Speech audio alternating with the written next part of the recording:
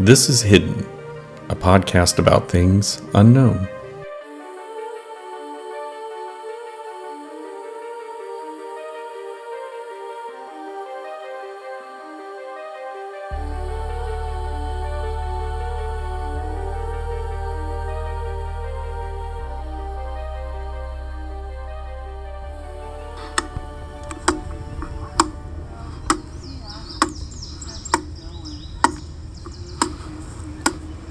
What you are hearing is a multi-part documentary on YouTube by journalist-videographer Steve Rinsberry.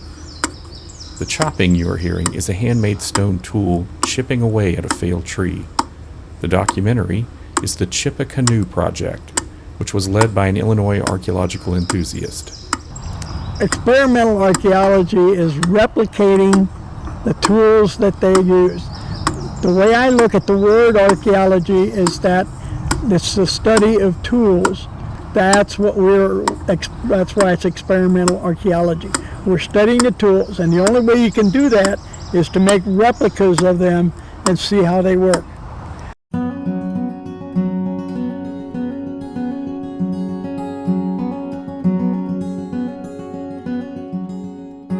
I was reading a National Geographic article in the early 80s. Late 80s, and I saw an article by two guys that made a dugout canoe, and it was a 6-page article, and they made the dugout canoe with chainsaws. And I thought, well, man, anybody can do that. If you made it with stone tools, that would really be something.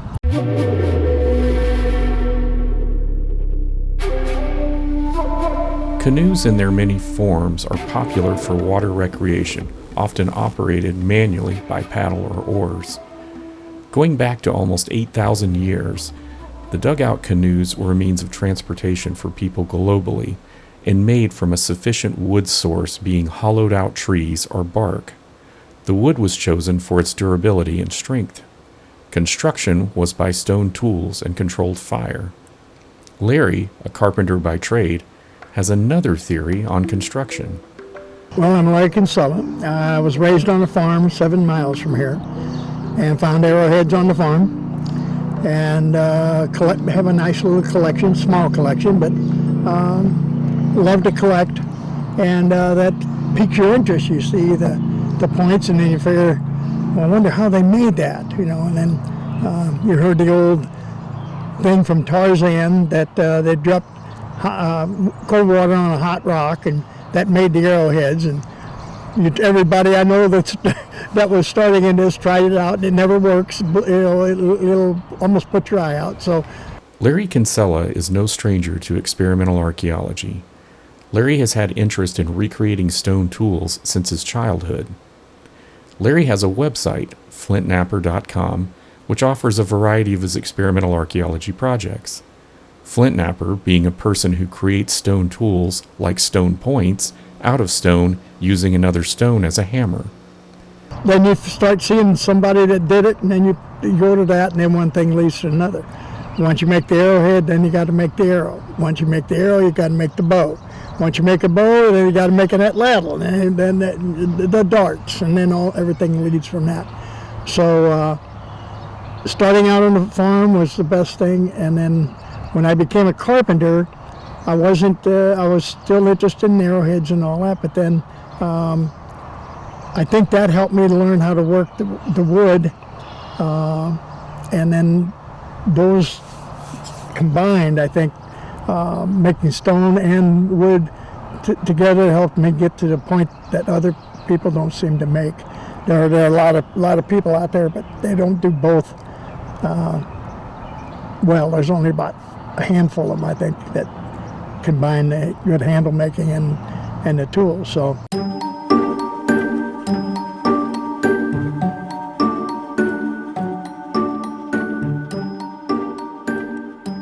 I was out at the Rabbit Stick Rendezvous in Rexburg, Idaho in 1990 and met John McPherson from Randolph, Kansas. And John and I became one of those things where you're instant friends. Well, that's the way it was. And so in 91, when I went out there, I told John, I said, I read that article years ago, and I said, that's something I really want to do. And I don't know when I'll ever get a chance to do it, but that's something I really want to do. Well, unbeknownst to me, John went back to Randolph, Kansas, and he did it. He made a dugout canoe with a bunch of teenage boys in his neighborhood, and his neighborhood, it's pretty remote. So he had, I think, 10 boys and himself, and they took 2 years to build the canoe, but they ended up with a really fine canoe in those 2 years. The problem was you can't find it anywhere. He's got it written up in one of his books on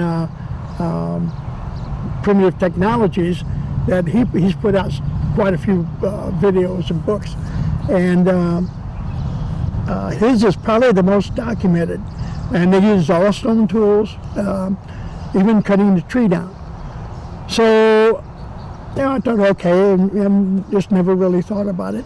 And then Terry Powell a few years later did a canoe at Angel Mounds, and when I called Terry before I started this project and found out that he didn't document hardly anything, because they were making an exhibit for a museum and weren't really using it as an experimental archaeology project.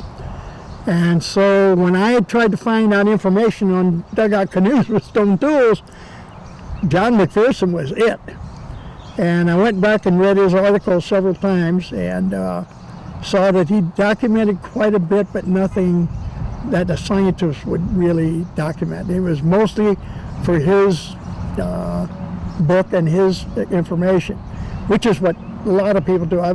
There's other dugout canoes that are done with stone tools, but it's usually the person experimenting for themselves. The whole idea of experimental archaeology is coming into its own, and that's one of the things that we're trying to work on, is to bring it into the mainstream a little more. And the only way we can do it is through ethics and hard work.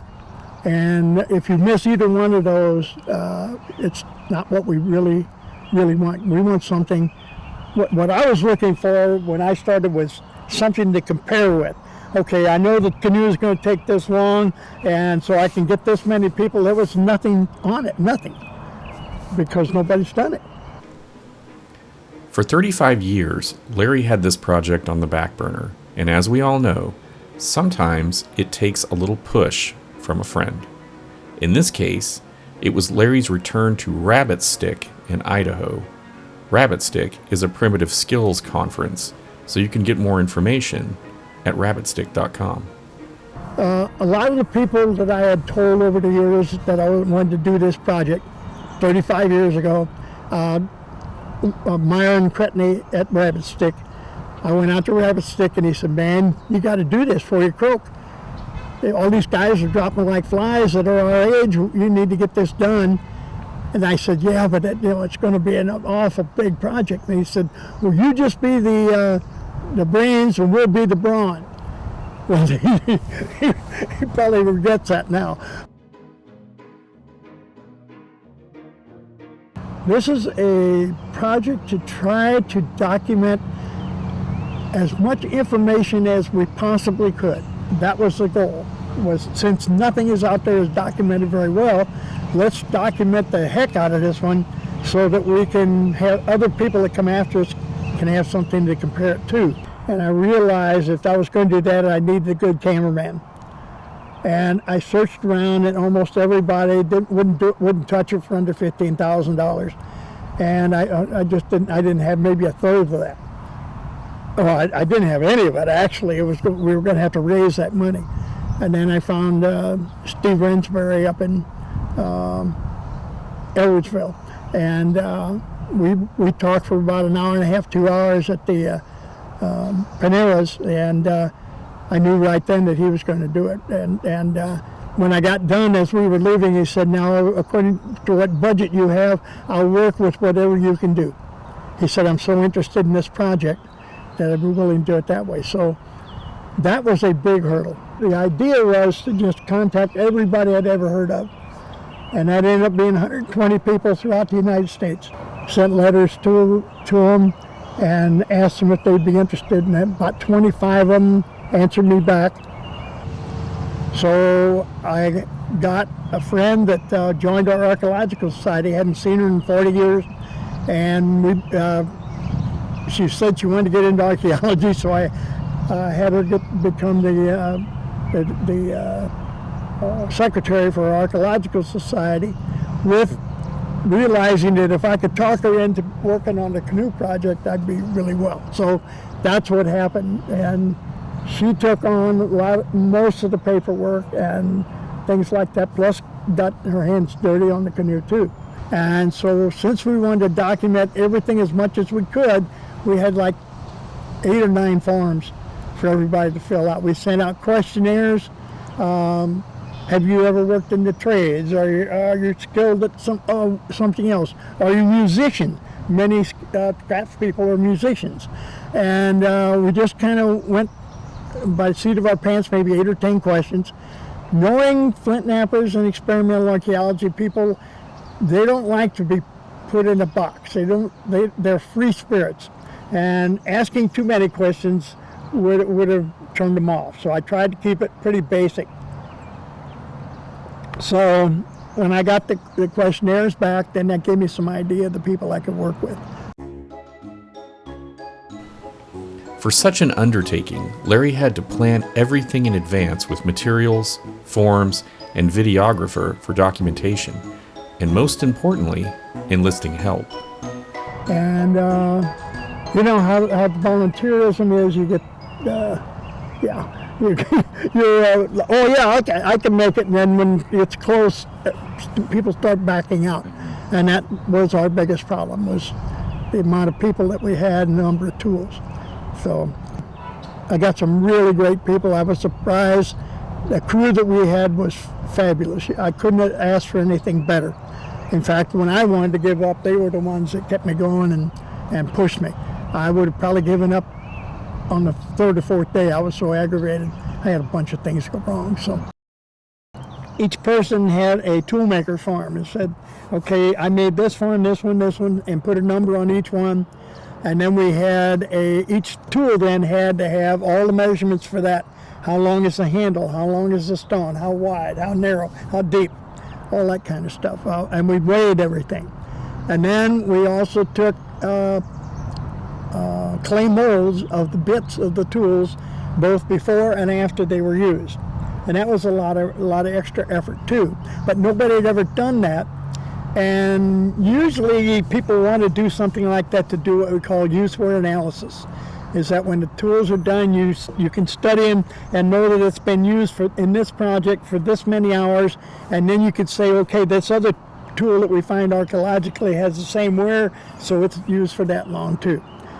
The problem is that's a really tentative project, and most experimental archaeology projects are not to my liking. Many people, they'll sit there with a piece of tandy leather and they'll rub it for 500 strokes with a piece of flint and think that says something.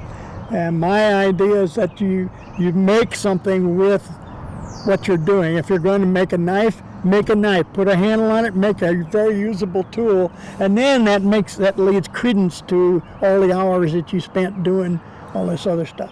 And that's why we wanted to make it the canoe, make it work, so that would be an end project that you could actually do something with. And then there was insurance. So we made those forms. We had each person had to fill out a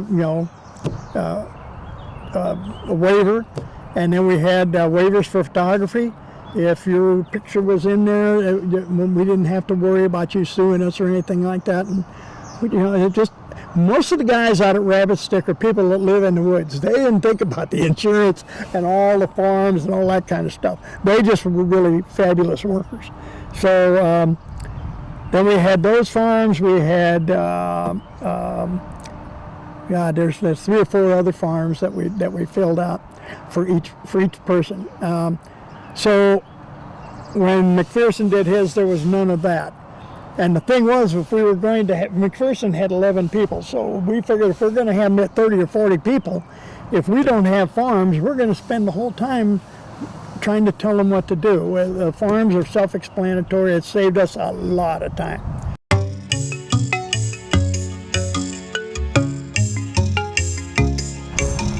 So the first day we get there was scheduled for July 5th, after 4th of July.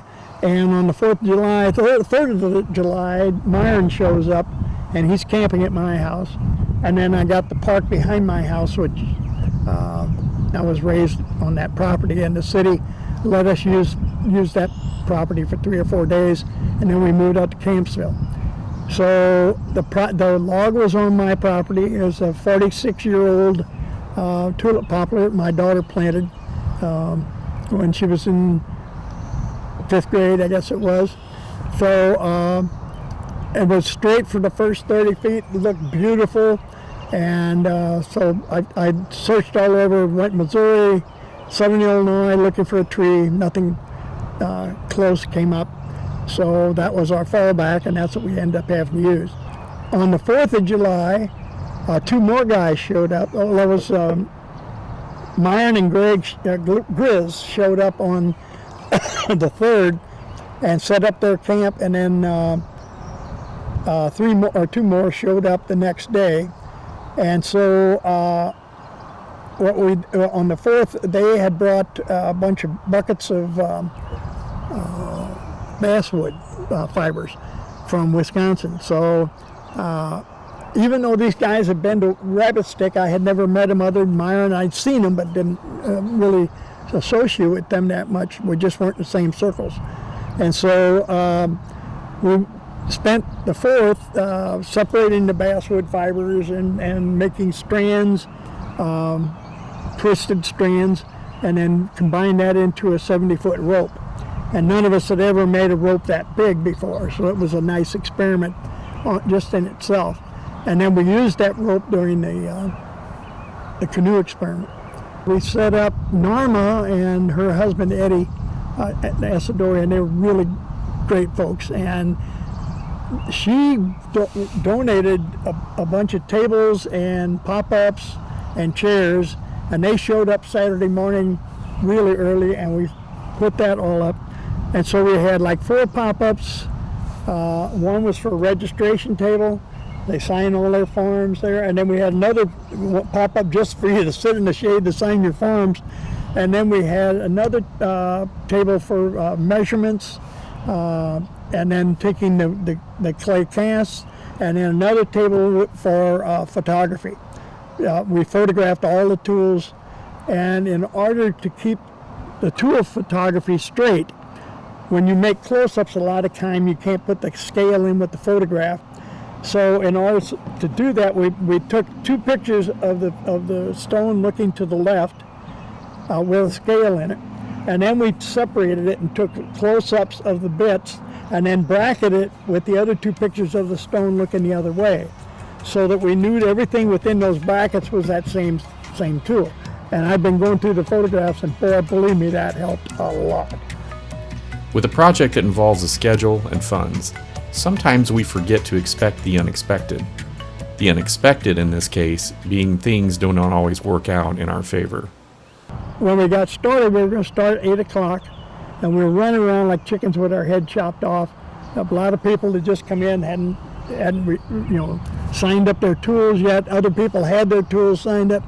So while they're doing that, we got started at 8:15 and stayed at 8 o'clock, which surprised me. And I took the first couple chops. I chopped for a minute, and then that bark was really some tough stuff.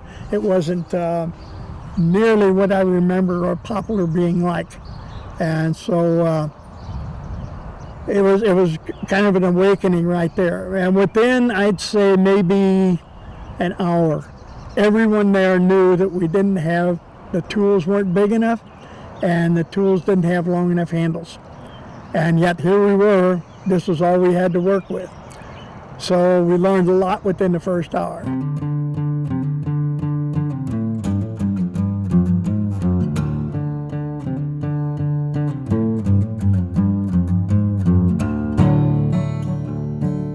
some of the tools, we guys like me, we'd use them for demonstrations at archaeology days, things like that.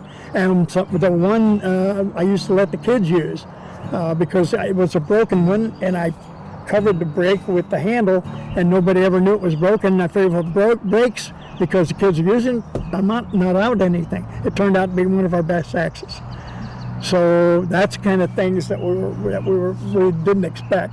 And then when we had eventually we had 13 people that brought 66 tools, and I imagine if we only used about 20% of those tools the first 3 days while we were felling the tree, and it was quite an eye-opener.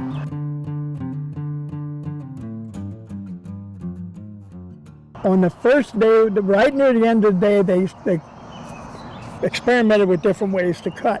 And we had this system I called kerf and clobber. And it was the guys with the small axes would cut a kerf at the bottom of the cut about 5 centimeters. And then the guys with the bigger axes and longer handles, and a couple of them, they made the handles that day. They went into my firewood around my house. I only got 2 acres, and just the woods around the edge, they grabbed enough stuff to make a couple new handles, and put the good axes, larger axes on longer handles, and they seemed to work better.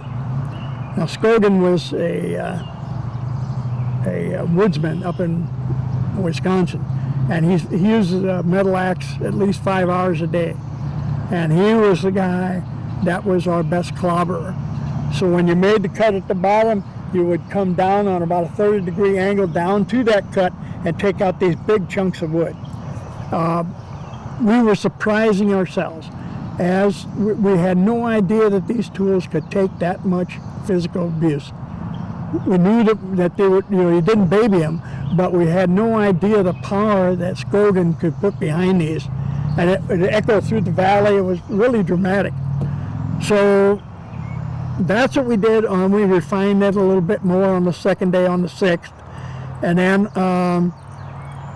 everybody had blisters all over their hands. It was, even on the first day, most people had blisters. Second day, some of the people couldn't even work. Their hands were so blistered.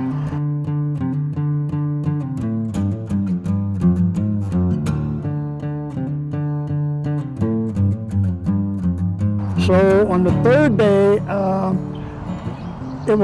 we were down to where you could see that it was going to go that day, and morale picked up.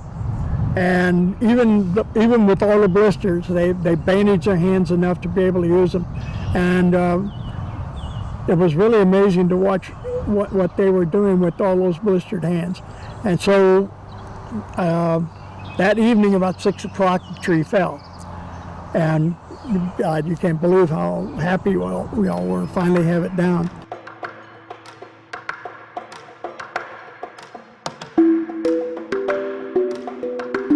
So then we had to bring it up to Campsville. So I had it worked out that the next day we'd meet the driver, he'd pick up the tree, bring it up to Campsville at 8 o'clock. 8 o'clock comes, nothing. 10 o'clock comes. Finally get a call. We're broke down on I-270, and it's going to take 3 weeks to get parts to fix it. So there I am. I've got the people leaving the campground behind my house at the park and heading up to Campsville, expecting the tree to be there already, and other people coming in from around the country to work on the tree, and nothing's there. So I'm on the phone all day and nothing. I finally I called the people. I said, now, you had this contract with me, and I know you can't fulfill the contract, but can you at least give me somebody that can? And they called around. They finally got me a guy up in Edwardsville. Said, I'll be there at 8 o'clock in the morning. I'll do it for the same price they were going to do it. I'll stand by their contract. All right, beautiful.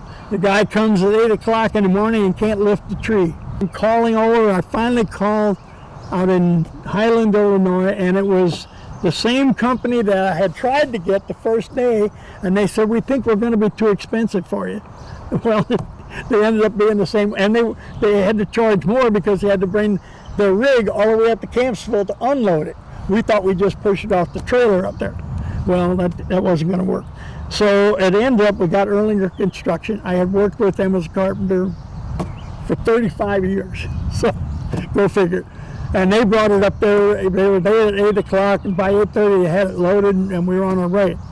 So we get up to Campsville at 10, and then unload it, and then they started in taking the bark off. Took the bark off in about 20 minutes, using just limbs of trees, sharpen the edge of them, and use them like stabs to spuds, actually, to get the bark off. So then we wanted to see, what we thought we'd do is do the bottom of the canoe first, and then once that was done, then flip it over. But then this log is 8,500 pounds. So when we unloaded it, we noticed that the upper limbs, there's no way we could ever turn that log over. So we had to make a decision. We all got together and we said, okay, since we only got this many volunteers, I think we only had about 8 right then. Since we only got that many volunteers, we're not going to be able to do this. So we chainsawed off the top. That was the only cheating we did. We got rid of those limbs. They would have taken us another 3 days, and we couldn't have done that.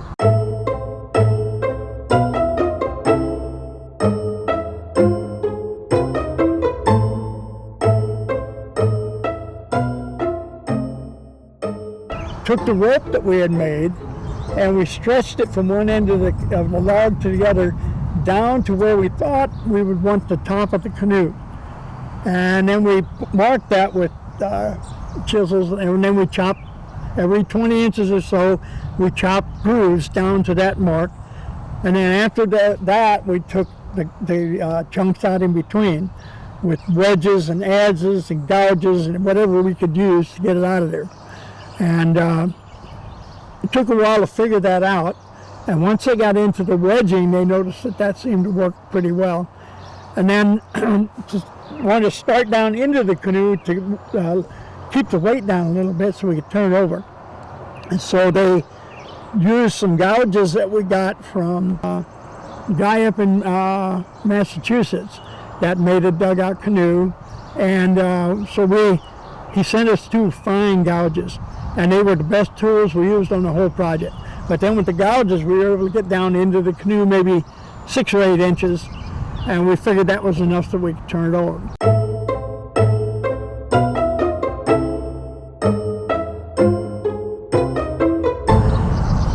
Next to the site was an archaeological dig going on about 200 yards away. They had about 30 or 35 students there for the Center of American Archaeology in Campsville. They work hand in hand with the McCully Heritage Center where the canoe was. In fact, most of those people on the board are ex-archaeologists that have retired or branching out, and they're working in this McCully Heritage Center. So it's like a marriage made in heaven. They got the archaeology on the site. The other thing was that the canoe, these were young people, and when we needed the canoe turned over, we just called them and they would help us roll the canoe over. And then they would sit around and work for a while too. So we did that. After the 3rd day, my truck broke down. $1,200 to get that fixed. So I was in and out. I didn't hardly have any time to do anything on the canoe for 2 days. Then we got that fixed, and we had a storm on the 15th, which was Archaeology Day up there, and the one day when I really wanted to be there because all the public was going to be in, and we had a storm that morning, and a tree limb blew down against my fireplace, or was it my chimney, and was about to knock my chimney over. So I had to get a contractor to come out and take that out. So that lost me another day or 2. And then my daughter went in the hospital somewhere within a couple of days of that. So it was just one thing after another for me. And thank God that these guys were so proficient, because they kept it up and kept things going. The first day we had the guy that was doing the molds was Norma's son, and he was in his 30s now. And he said, "Well, mind if I give it a whack?" He became one of our best choppers. Just amazing. Don Starmer from Alton just started flint knapping, brought out a little axe that he had made himself, and it worked, but it just was too small. But boy, he watched Scogan and copied his style and really became a great. So it didn't take long for novices to become really proficient in this. Then we got, it was just more of the same, work, and tempers got a little bit frayed one day, and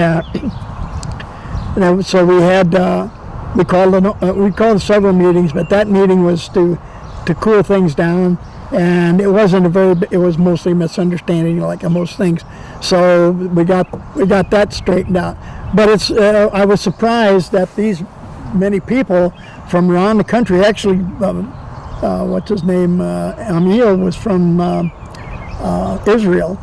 In fact, I think he just got back from fighting over there. I think he's getting ready to go out again. But there was one guy from Virginia, California, Washington, Oregon, Arizona, Texas, Iowa, Missouri, Illinois. I can't remember somebody from down south yet. And then we had all those students that came from around the country. So it was pretty diverse. And to have that many people and only have maybe one or two small arguments, that was significant, I thought. So when we got the canoe on the 26th of July, we were ready to put it in the water. We loaded it up on a flatbed. It was 1,600 pounds at that time, so a pretty heavy canoe. And we wanted to get it thinner, but everybody was just too shot. I did an after questionnaire after the thing was done, found out that Myron was only able to open his hands about 3 weeks after the project. Yeah. And some of the other people, they were so, their muscles were so sore, it took them a couple weeks to get to. And so when we stopped, we needed to stop. There was no two ways about it. The bad thing about salts and axes is they're made for green wood. So it would have been great if we could have come back and let it sit and then come back this year maybe and finish it up. But it ain't going to work that way. And the idea was to make this canoe with no fire. It was to prove that you didn't have to have fire to make a canoe. The canoes in Europe don't have fire. I talked to a couple of guys who've been in a lot of museums, and I had two. None of them use fire over there. So if the American Indian did it with only fire, they'd be the only culture on earth to do it that way. What they did is they made the canoe and then they burned it out afterwards to fire harden it. And that's something that I wanted to help prove.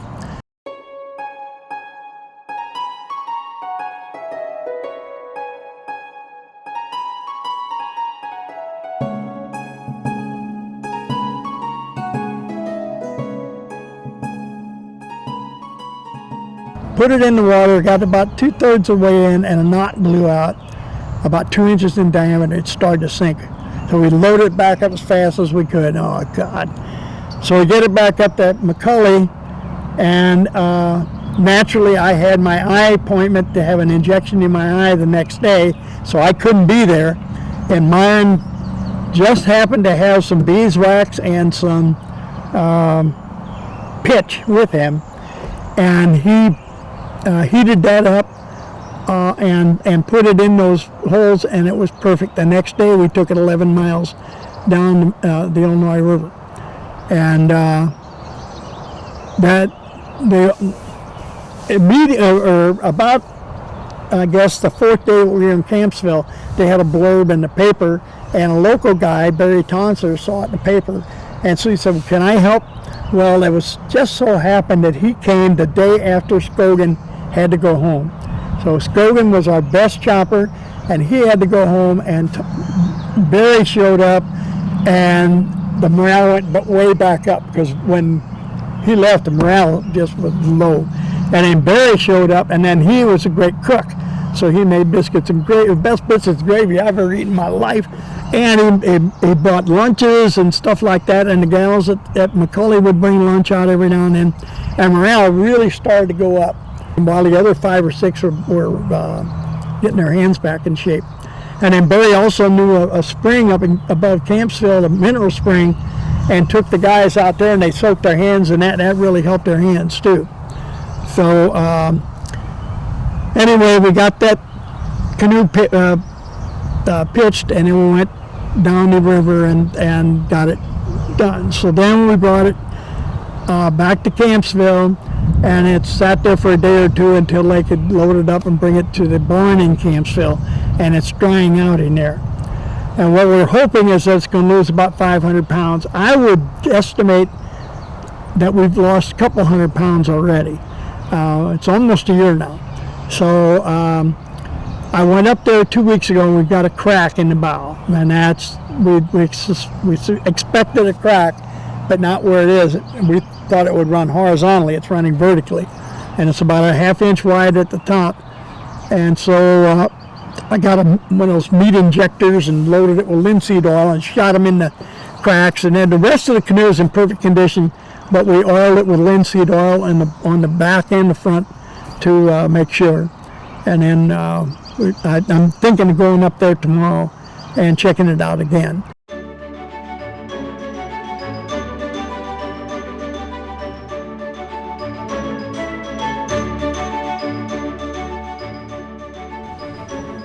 When asking Larry what were the takeaways or lessons learned from this experiment, he offered the following. Well, the main one, the only one that was documented was McPherson's, and his canoe took 671 hours over a 2-year period. Our canoe took 415 hours over 2 weeks. And when I see people, I'm more convinced than ever that the stone axes are the way to go, that the stone tools are the way to go. The burning, every time you see somebody burning a canoe out, they never have the whole log. They always start with the log cut in half. Well, how did the ancient people do that? For an 8,500 pound log, how did they split that in half? There ain't no way. So, and Myron mentioned in his notes that he thinks that they waited for trees to fall down and then cut in a vertical fashion because it's easier to cut. He's from out in the West Coast with big redwoods and all that stuff, and drier climate. Their wood doesn't rot anything like ours. You put a tree that falls down within 6 months, the ends are shot. There's no canoe in that tree anymore. And so there's things like that we had to take into consideration too. And plus, he's never chopped on a tree that big laying down, because when you get to the bottom, the top chop's going to have to be that wide to get down to that bottom. And then it's going to fold in on itself too. So I sent out those after questionnaires, only got 10 people to answer. And much of it was really good information that, and I'd ask them what they would do differently. And many of them said, we don't know. And everybody said we'd get larger axes and longer handles, almost to a T. So that was interesting to learn from them. It was all stuff that I kind of figured, but there were a few little surprises in the answers, questions and answers too. One of the things that Myron wrote in his notes was that we needed longer handles, and they need to have pommels on the end of them, and all kinds of things that you put on modern axes. But he isn't necessarily associated with the archaeology side. Those axes that we find archaeologically look nothing like that. And so we're sticking with the archaeology, and it kind of morphed into modern tools near the end. And so that I find that very interesting.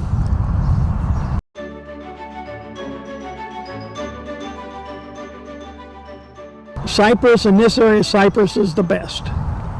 It's waterproof. It's light. When it dries, it's really light. poplar is too, to an extent. So that's why we wanted those.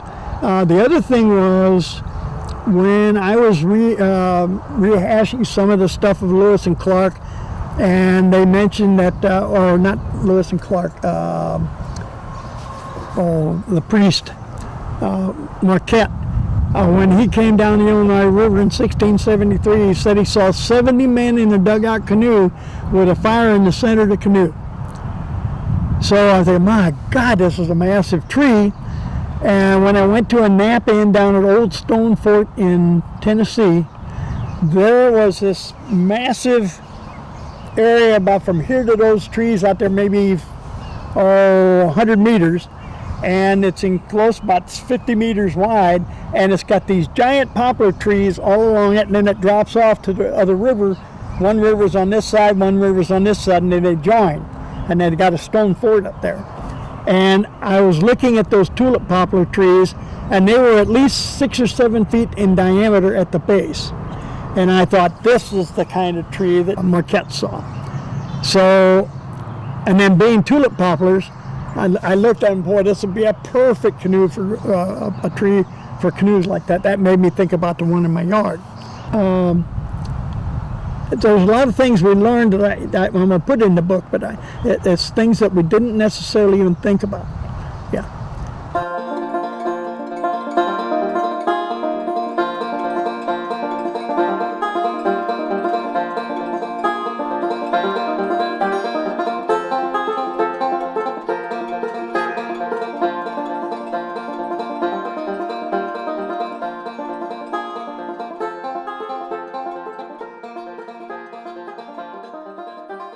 I would like to thank Larry Kinsella for this interview. Larry has been a volunteer at Cahokia Mounds in Illinois for over 50 years and is currently working on publication of the Chip-a-Canoe project. You can visit Larry's work on his website, flintnapper.com. This is Hidden is brought to you by Southside 2-Bit Studios.